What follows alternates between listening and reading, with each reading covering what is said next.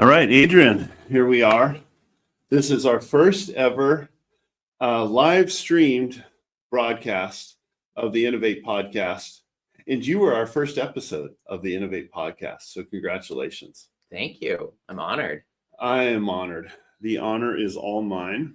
I think we're good to go. We're experimenting. We're going to both record this live. So, because the urgency of the message. And we're also going to turn it into a podcast episode that is going to be released next Tuesday after it's all edited up with all the fancy multiple cameras and stuff. Okay.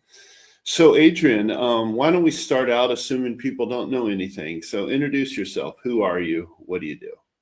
I'm Adrian Tirtinadi. I'm the executive director and co-founder of Open Door Legal.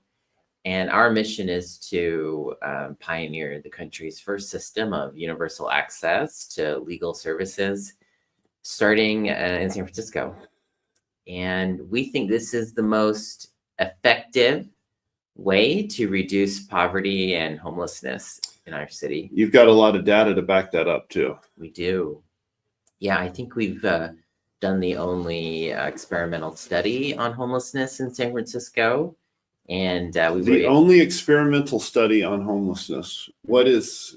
There's been studies of homelessness. What differentiates an experimental study versus a experimental, where you kind of create a control and treatment group, and you try and vary the intervention across those groups to see what effect the intervention has. This is basically a scientific study. Yeah, there have been studies done in other cities, like Chicago, New York, Los Angeles, but I don't think there's been one done in San Francisco on San Francisco's programming. And most studies on homelessness are just research, basically, right? Polls and things like that. There's a lot of survey-based studies, so but those have various biases, based off how the surveys are designed. So they may or may not be valid, depending on what kind of. There's all these challenges with surveys too, because are you really getting a representative group of the population? It's very challenging with homeless. It's challenging with anybody, so homeless even more so. Okay, so go on. What were the results of this study? Well, it found that ensuring access to legal services can dramatically reduce homelessness, and that the cost for doing so is it's at least 5 times more cost efficient than the sort of next best solution, which is financial assistance. Basically, you proved this out, and you analyzed your intervention in the Bayview Hunters Point district, right? Over 10 years. And what were the results of that? So basically, we cut homelessness in Bayview by about half in 10 years for a fraction of the cost of sort of traditional solutions. And, and taking one step further, it also shows that a huge cause of homelessness in San Francisco and across California is actually sort of inability of people to access legal services when their rights are violated. Changes the narrative, doesn't it? Makes you look at them differently. And then you got, I think you had said that if you take that and then project it forward, implementing your intervention citywide, which would be upping it, scaling it up, what would be the results if we did that? So we estimated that if we could sort of scale our intervention citywide, we could cut homelessness by about 40%. In how long? In roughly 4 years. And this would cost about $4 million more per year. But rather than do that, the mayor actually decided to try and cut the program entirely. Very disappointing. Now, when you say, first of all, I want our audience to get the point here. When you say we estimate, everyone estimates, everyone predicts, you look at where we're at now, and it's a graveyard of 4-year predictions of how they're going to cut homelessness and all that, and they fail. But your predictions and your estimates are different in the sense that you're not just making them up. They're based upon the science. Yeah, I mean, it's an informed estimate based off the research that I just mentioned. And, you kind of have to assume other variables stay constant. But it gives you a sense of the effect size that we're talking But about. there's a science to prediction. There's a science to estimates. We use them all the time. That's what actuaries do. Mhm. This was a statistical actuarial study, correct? Mhm. And this is what Vegas odds do all the time. And, the Vegas always wins, the odds over, the odds work out. So this was a very solid, data-informed, evidence-based intervention that would save the city, lots and lots of money. You have to, I think I heard one estimate, I don't know where it came from, that for every person we get off the streets, 4 more are created. Yeah. So you would actually reduce homelessness in 4 years with true data. Okay. Mm-hmm. And that's challenging because America doesn't believe in universal access to legal aid for civil law. Mm-hmm. We're the only nation that doesn't do that. Right. So you'd think San Francisco would jump at the opportunity because we love to be the first. We love to differentiate ourselves from the rest of the country who we think is stupid. Yeah. And we'd like to pioneer the best way. We're all about innovation and we're all about taking care of the poor. And here you go. It's a slam dunk deal. But what was the crisis? What actually happened instead? You already mentioned it. Well, the city's facing a deficit, and we have a new mayor, and he decided to tackle the deficit in part by cutting funding for legal services and kind of removing the ability of low-income residents to enforce their rights. Okay. And that would have been devastating. Yeah, I mean, that would have cut most of our public funding. So how did that turn out? We decided to fight back. We decided and try and hold the mayor to his word because he said he would follow the data to make these decisions. And it seemed like they weren't doing that. We organized rallies. We organized kind of a protest vigil with local churches. And I went on a hunger strike in partnership with dozens of people across the city who also fasted in protest. And all of this, generated a lot of media attention. And eventually we were able to get 70% of the funding restored for the next fiscal year. So partial victory. Victory. Okay. 70%. So if you compare it to 100, that's bad. If you compare it to a complete cut, that's good. Yeah. So why do you think it is that there's such a blind spot? Well, I think it's going back to what you said. In America, we don't believe, we're the only country that doesn't believe people should have access to legal services or in civil matters, right? Or access to the courts. So they, rather than look at the data, I think the administration or certain people within it just went back to that default assumption and said, well, this isn't our job. This is not something government should be responsible for. There's not, the poor don't have lobbies. They don't, unless they're organized, and in which case they do. But generally, particularly the working poor, they're not lobbyists. So who's championing them? Exactly. That's why we felt like we had to make a stand. You can look at the data, which they didn't do, but you can also think, like, what is the point of government, right? And in my opinion, the first mandate of government is to ensure justice for the poor, right? And if you're not willing to do that, why are you even seeking public office? Or the other way, which is even more condemning, why are we voting them into public office? Yeah. if you're in government, you have to view ensuring everyone can have the protection of law and have access to justice as part of your job, actually the most important part of your job. And it's unfortunate that many of our the people in government do not think that. By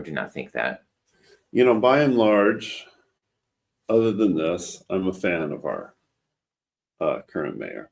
Okay. I didn't vote for him, but I don't live in San Francisco, so I didn't vote for any San Francisco mayor. But I did kind of endorse him, and say this is the guy of the three candidates who I think will do the best job. Well, I mean, he did reinstate at 70%, so I guess the jury's out. So after immense pressure from the Board of Supervisors. So I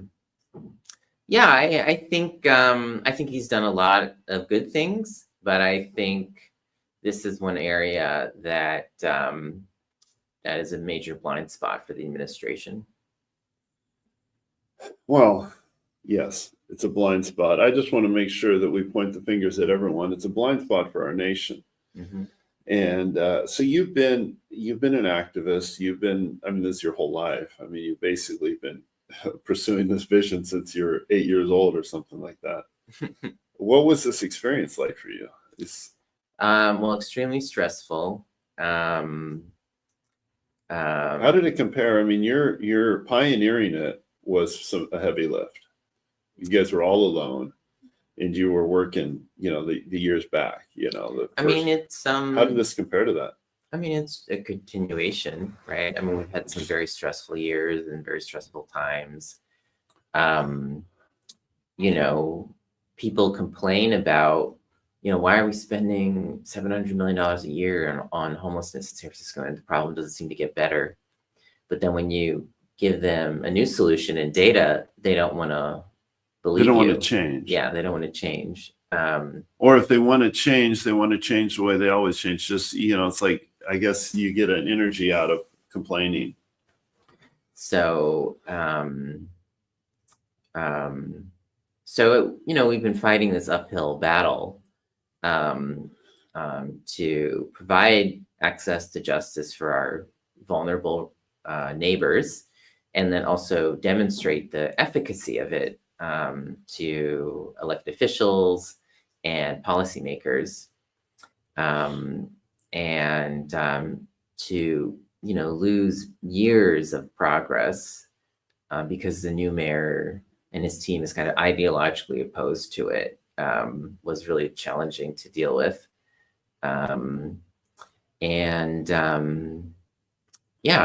Many sleepless nights, a lot of anxiety, a lot of depression.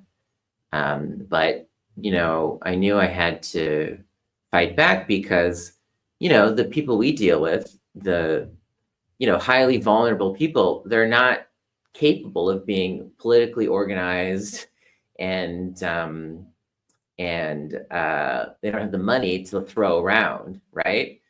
So if we're not going to advocate for them, then kind of who is? Give me an example. Tell me, what keeps you going through this?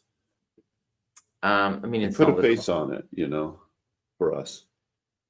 Well, I was talking with one of our clients the other day, and she had been in this abusive relationship, and she had decided to leave. And that came with its own complications. She tried to get family law help, but couldn't get help. She would go to the court every day and wait in a line that was hours long, and then get turned away. First came to us for help getting child support. But eventually she also started getting severely harassed by her former in-laws, who were actually the property owners of where she was living. And eventually they filed a restraining order against her, which would have forced her and her disabled daughter onto the streets. And she came to us for help in kind of defending this, which we did. And as a result, she's able to remain housed. Her child is doing well in school. And so that's a face of homelessness we don't think of. Mhm. We have this stereotype of what we think homelessness is. Yeah. And it's absolutely clear that if, Open Door Legal didn't exist, or if the city wasn't funding it, she would have become homeless. And all of those costs that we would have had to bear, as a society, the shelter costs, the medical costs, we would have been on the hook for.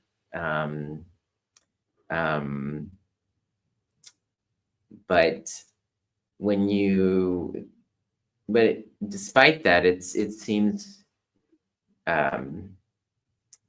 still difficult to convince people that we should be spending money on legal help for people like her, So currently, what many people don't even understand is homelessness is very expensive. I think the highest portion of the cost in services, I think the highest portion of the cost is emergency room visits. What is the cost of per homelessness? I'd heard nationwide it's 60 to 80,000. I'm sure in San Francisco it's significantly more than that. Just let's say managing the problem is about, according to a study done in Santa Clara 2 years ago, it's about $50,000 per year per homeless person in medical costs, and $30,000 per year per homeless person in police or security costs. And that's not all the costs. You also have cleanup. You also have So the human degradation. You also have the business loss. What's DPW? Oh, sorry, like street cleaning and stuff like that. That would be another big portion. Which is another big portion, and that's just managing the problem. That's just managing this horrible degradation. So if you want to get people out of it, shelter is estimated to be minimum $60,000 per slot per year in San Francisco. And then, if you want a shelter bed, shelter bed with services. Okay. So, you need to provide on-site security, you need to provide case management, you need to provide like other things for people. And then, and the track record of once someone's in services. There's a whole nother discussion about how we need to do better of helping them get out of homelessness. Mm-hmm. And we, in San Francisco, by and large, on the average, we do a very, very bad job of actually providing services that change their future, change their trajectory. It's just further subsidizing the problem. Yeah. So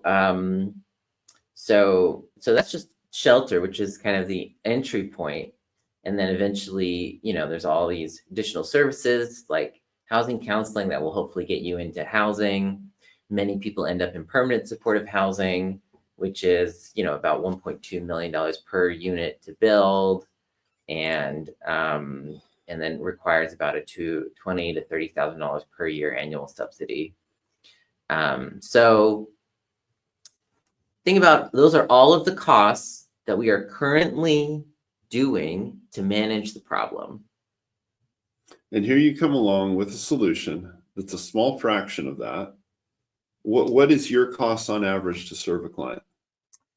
It can vary, but let's say $3,000 to $4,000 for a case for a family to prevent them from becoming homeless.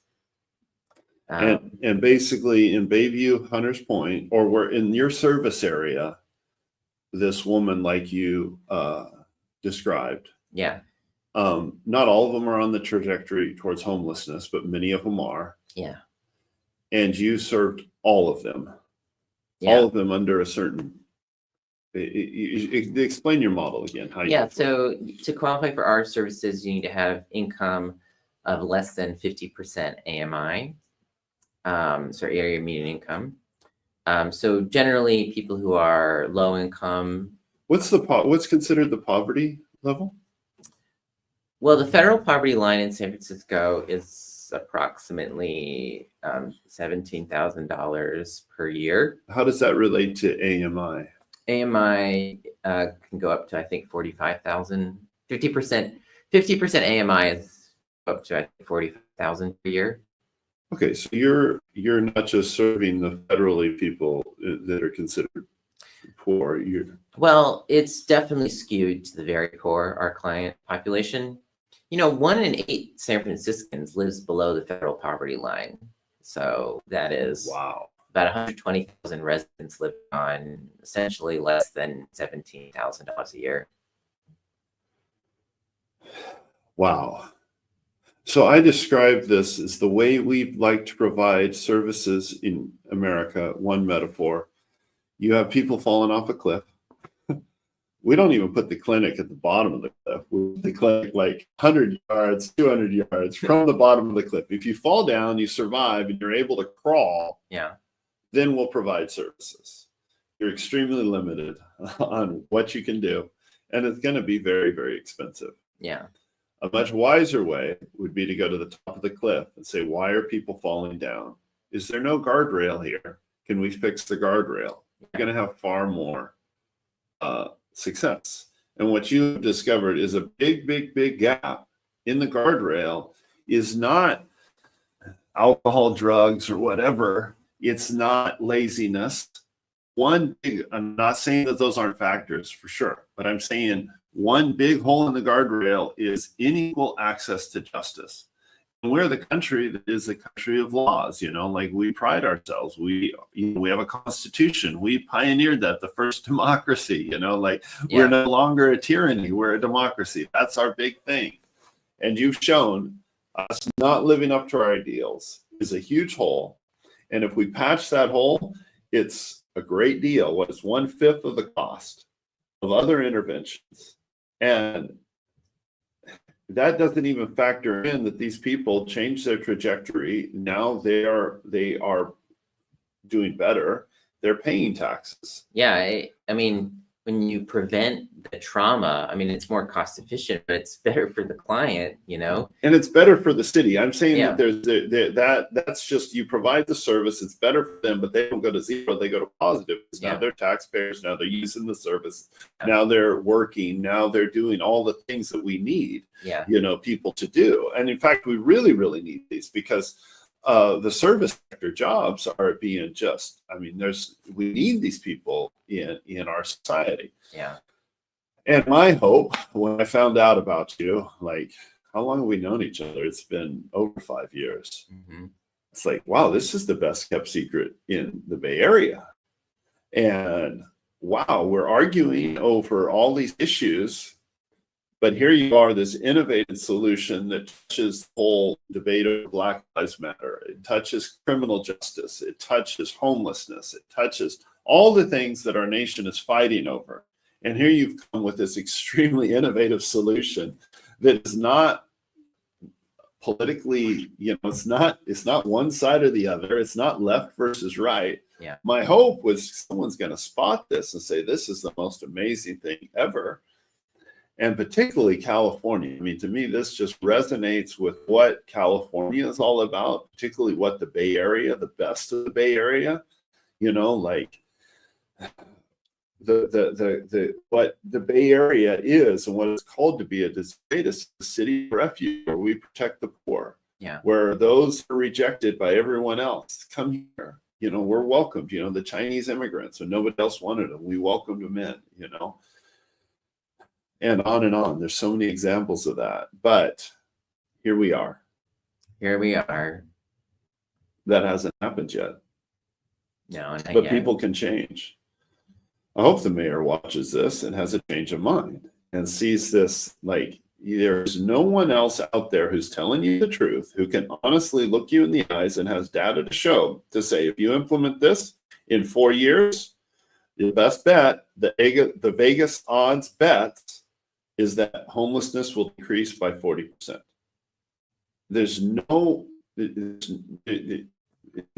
other policymaker out there who can say that.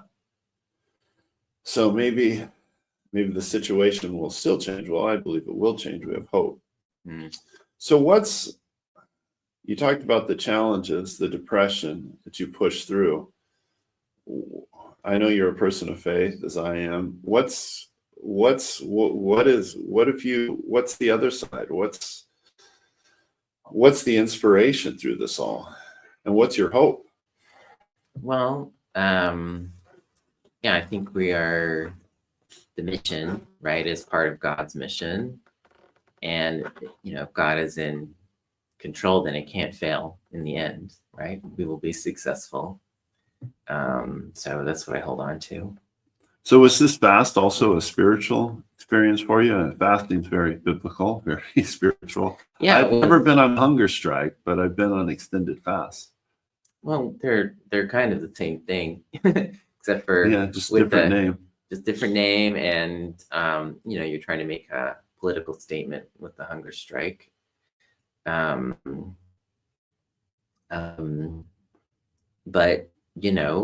as I was sharing with one of the journalists I talked to, our clients who are very vulnerable, they're not going to organize for a mass rally, so we have to choose a direct action technique that is going to kind of express solidarity with them and get the word out. And hunger strike is kind of the best way to do that,